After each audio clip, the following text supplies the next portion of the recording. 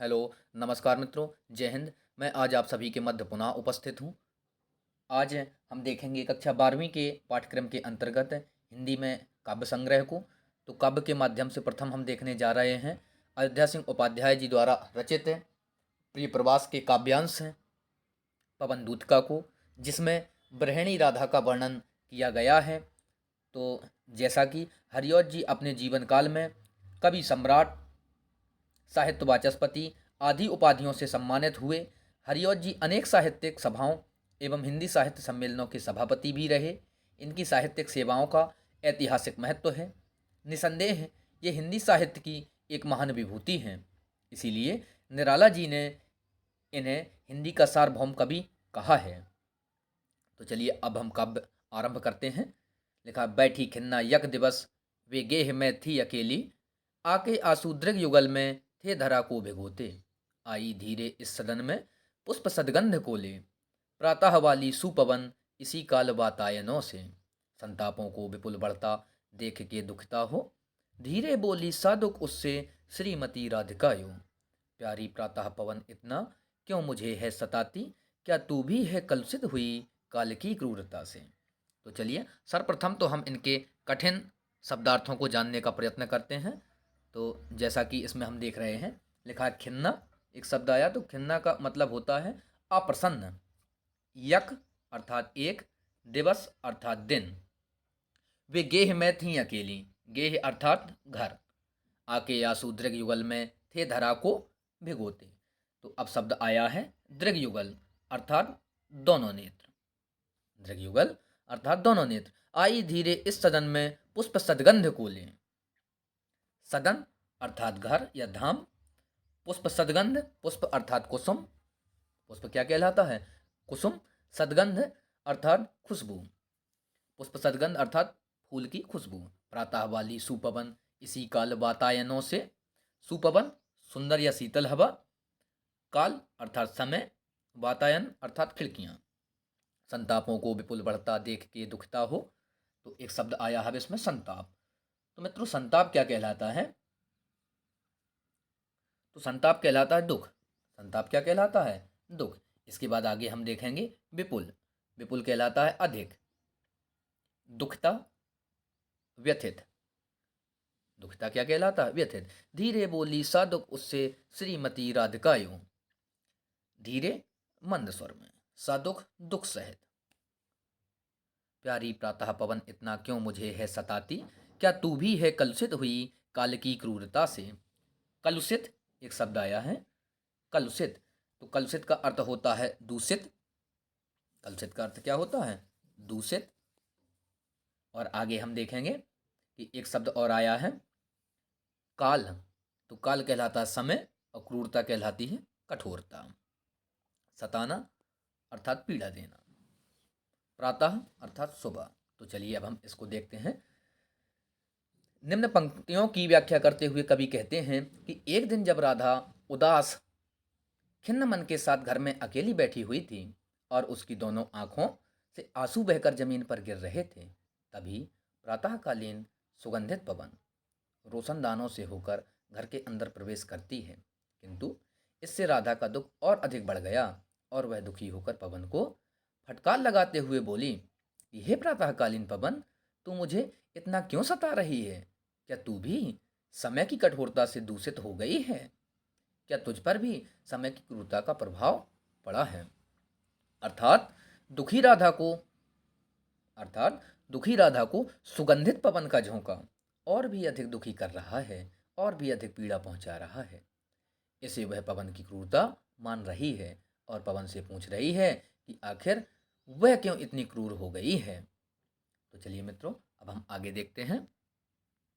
अगला काव्यांश आया है कि मेरे प्यार नवजलद से कंज से नेत्र वाले, जाके आए ना मधुबन से और ना भेजा संदेशा, मैं रो रो के प्रिय विरह से बावली हो रही हूँ, जाके मेरी सब दुख कथा श्याम को तू सुना दे, ज्यों ही मेरा भवन तज तू अल्प आगे बढ़ेगी, शोभा वाली सुखद कितनी मंजू कंजें मिलेंगी, प्यारी छाया मृदुल स्वर से मोह लेंगी तुझे वे, तो भी मेरा दुख लख वहाँ जाना विश्राम लेना।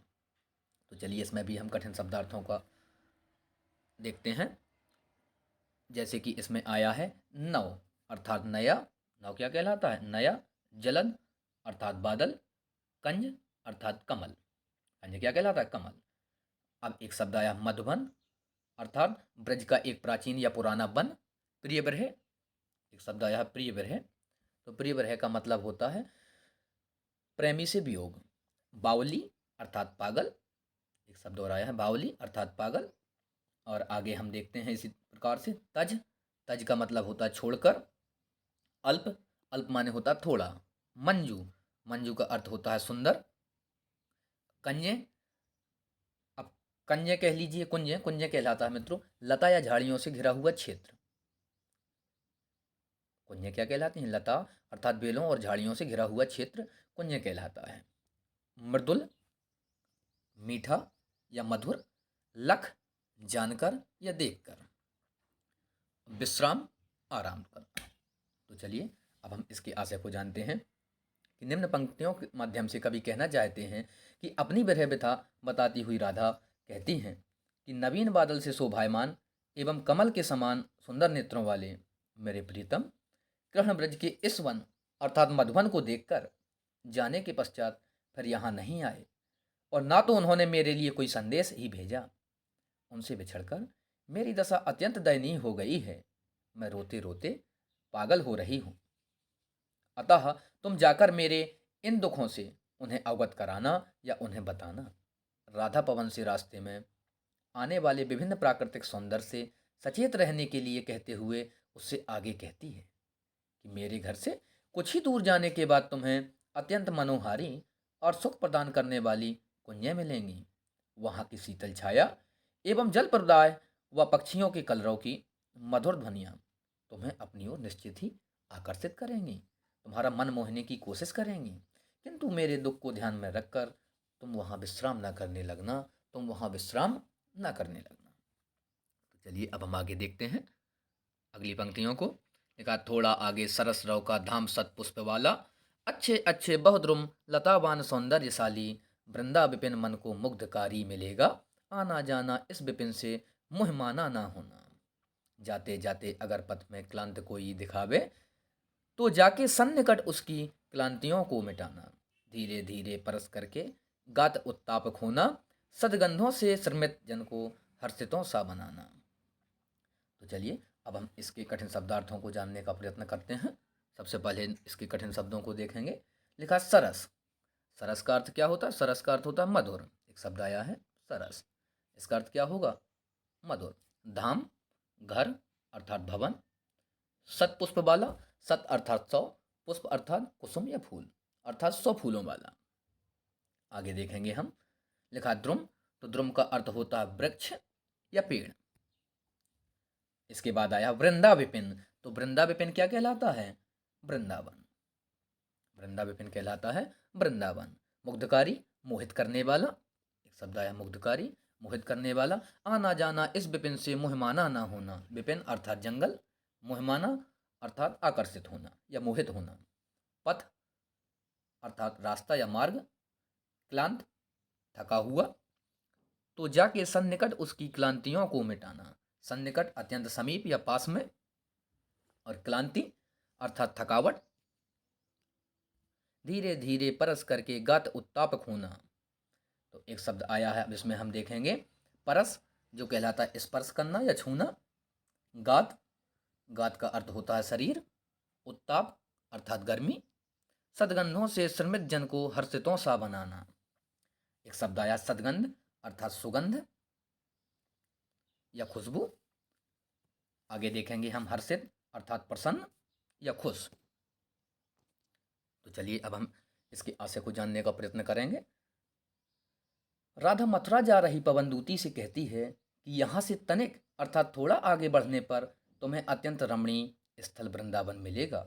सैकड़ों पुष्पों वाले उस धाम में पक्षियों की मधुर ध्वनियाँ, तरह तरह के सुंदर वृक्ष और लताएं तुम्हें अपनी ओर आकर्षित करेंगी। किंतु आने जाने के क्रम में तुम उस वन से मोहित मत होना अर्थात मोहित ना हो जाना। राधा पवनदूती से आगे कहती हैं कि मार्ग में तुम्हें कोई थका हारा व्यक्ति मिल जाए तो तुम उसके पास चले जाना। फिर धीरे धीरे उसके शरीर का स्पर्श कर उसके दुख संताप को मिटा देना, अर्थात उसकी पीड़ा का हरण कर लेना। साथ ही उसके चारों ओर अपनी सुगंध बिखेर कर उस थके व्यक्ति को प्रफुल्लित या आनंदित कर देना। तो चलिए अब हम आगे देखेंगे मित्रों अगली पंक्तियों को।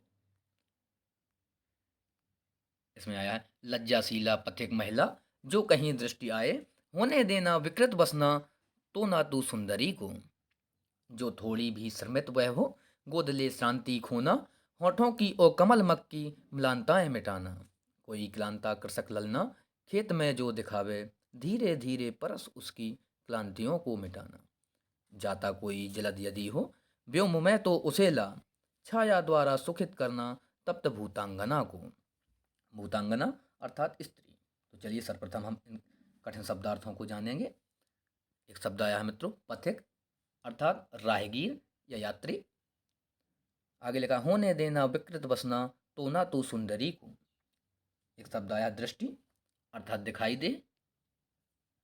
अब आया है विकृत बसना, अर्थात वस्त्र को अस्त व्यस्त करना, अर्थात वस्त्र को या कपड़ों को अस्त व्यस्त करना विकृत बसना कहलाता है। जो थोड़ी भी श्रमित वह हो, गोद ले श्रांति खोना। तो एक शब्द देखेंगे अब हम इसमें, श्रांति जो कहलाती है थकान।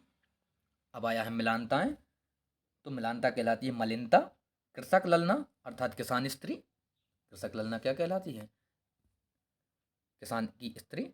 खेत में जो दिखावे, धीरे धीरे परस उसकी क्लांतियों को मिटाना, धीरे धीरे मंद मंद से। और परस अर्थात स्पर्श। परस क्या कहलाता है? जैसे कि हमने पहले देखा, स्पर्श कहलाता है क्लांति अर्थात थकावट। जाता कोई जलद यदि हो, व्योम में तो उसे ला। जलद अर्थात बादल, व्योम अर्थात नभ या आकाश। तप्त, एक शब्द आया है तप्त, तो तप्त का अर्थ होता है दुखी या विकल। और भूतांगना अर्थात स्त्री। तो चलिए मित्रों,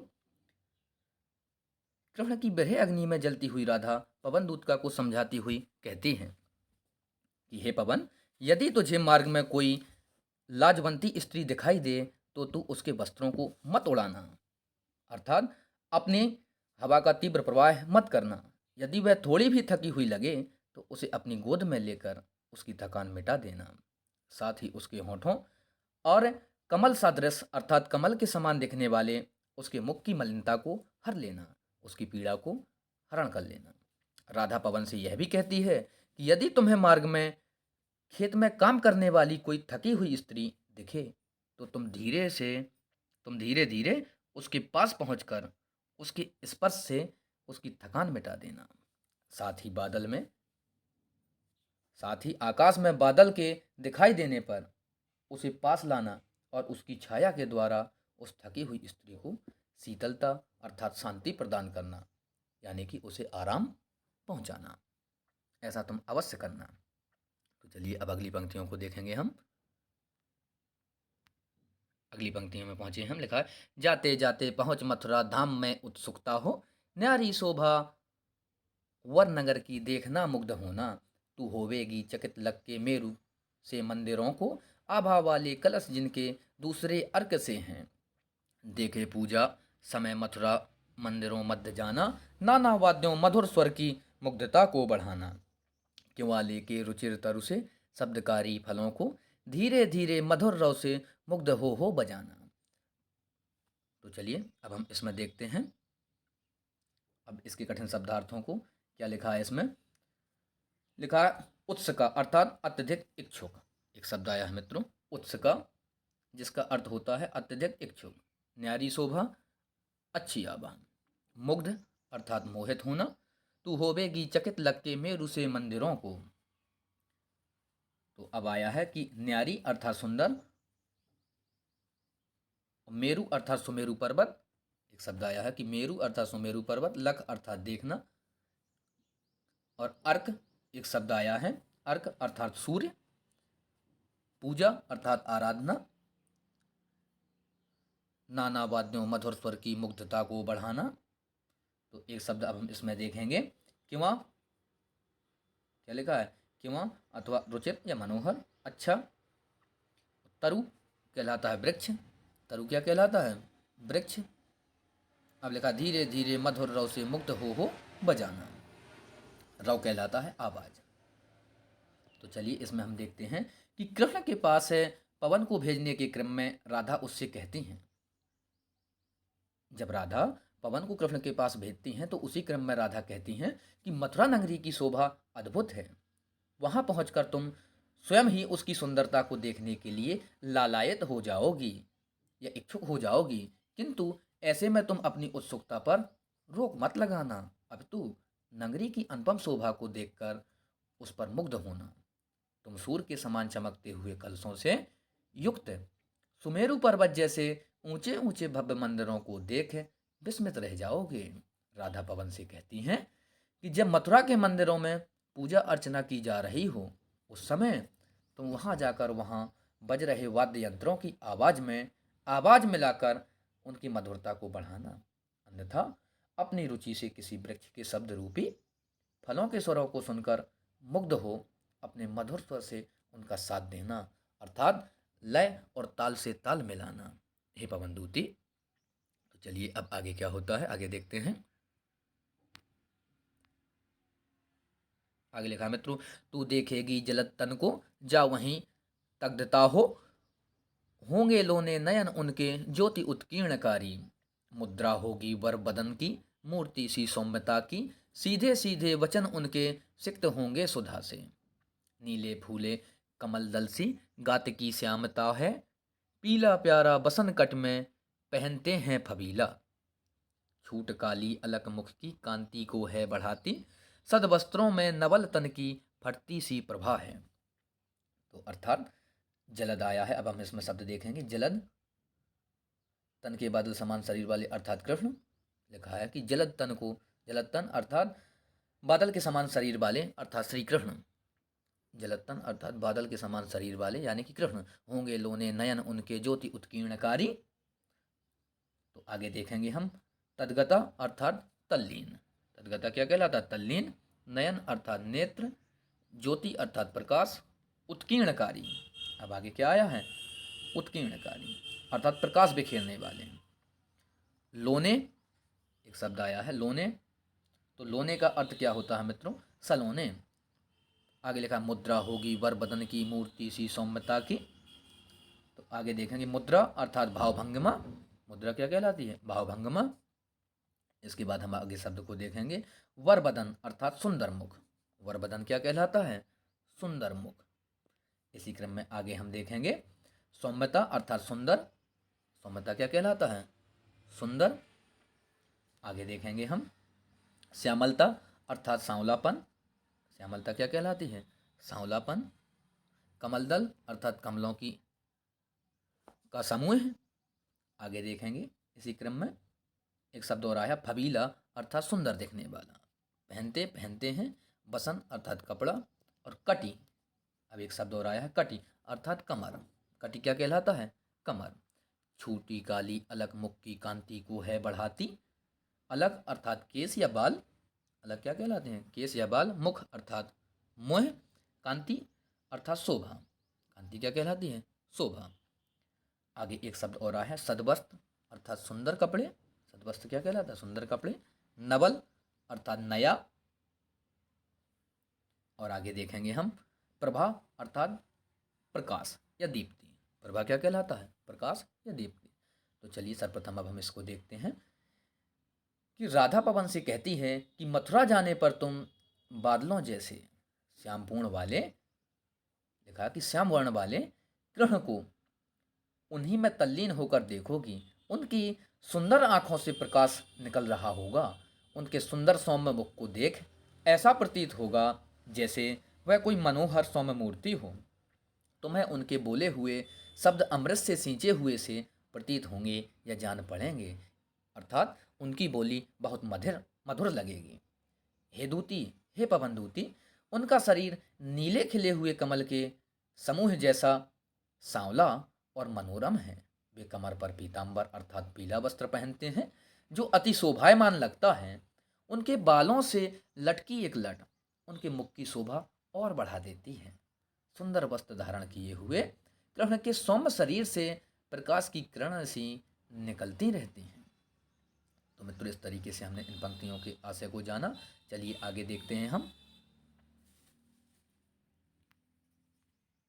लिखा है सांचे ढाला सकल बपु है। क्या लिखा है? सांचे ढाला सकल बपु है दिव्य सौंदर्यशाली, सत पुष्पों की सुरभ उसकी प्राण संपोषिका है, दोनों कंधे वृषभ वर्षे हैं बड़े ही सजीले, लंबी बाहें कलश कर सी शक्ति की पेटिका है, राजाओं सा सिर पर लसा दिव्य आपीड़ होगा, शोभा होगी उभय सिर तुम्हें स्वर्ण के कुंडलों की, नाना रत्ना कलित भुज से कंजू के यूर होंगे, मोती माला लसित उनका कंबुसा कंठ होगा।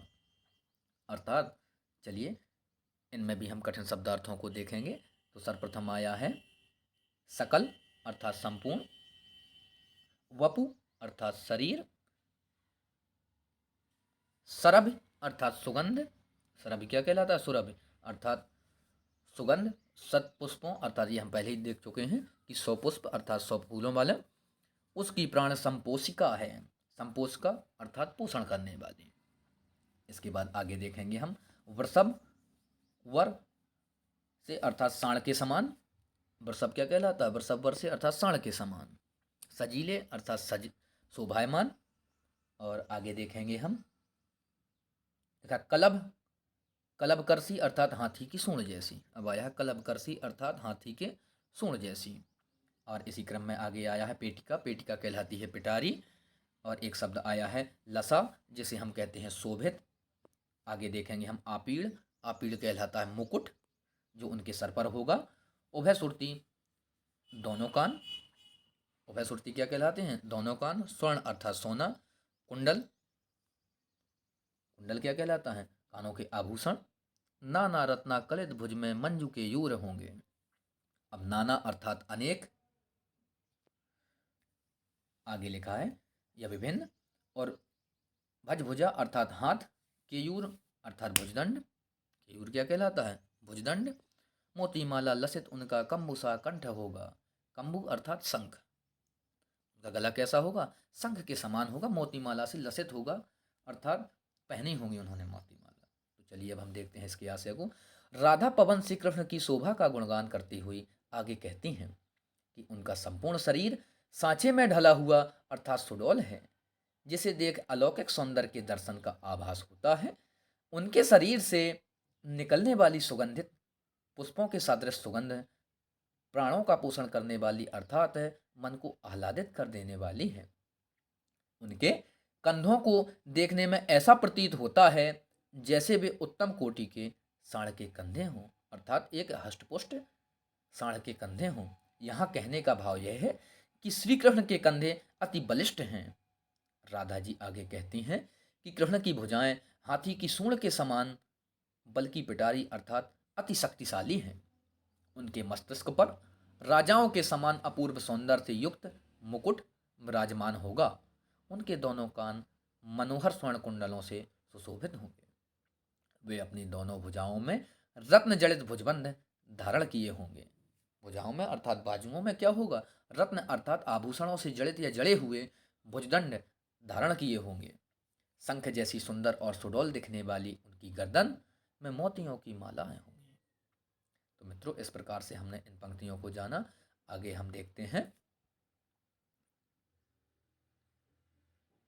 तो नमस्कार मित्रों, अब मिलते हैं आपको इसी के दूसरे भाग को लेकर के। जय हिंद।